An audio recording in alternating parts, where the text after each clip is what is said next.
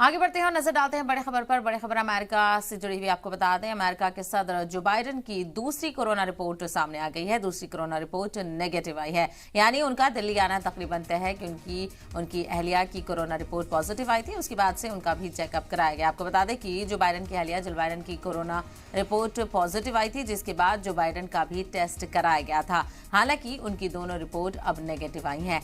तो अमेरिका के सदर जो बाइडेन हिंदुस्तान आने वाले हैं। G20 समिट में शामिल होने के लिए अमेरिका का डेलीगेशन आने वाला है। तमाम तैयारियां तेज हो चुकी हैं और अब बस कुछ ही दिन बाकी हैं जब हिंदुस्तान में तमाम तर दूसरे ममालिक के लोग यहां पर नजर आएंगे। तो हिंदुस्तान में ताकत का मुजाहरा देखने को मिलेगा और इसी हवाले से क्योंकि तमाम तर प्रोटोकॉल्स को फॉलो करते हुए विदेशी मेहमान हिंदुस्तान में आएंगे। अमेरिका के सदर जो बाइडेन की दूसरी कोरोना रिपोर्ट भी नेगेटिव आ गई है। तो रिपोर्ट नेगेटिव आने से दिल्ली आने का जो रास्ता है वो बिल्कुल साफ हो चुका है, यानी उनका दिल्ली आना तकरीबन तय हो गया है।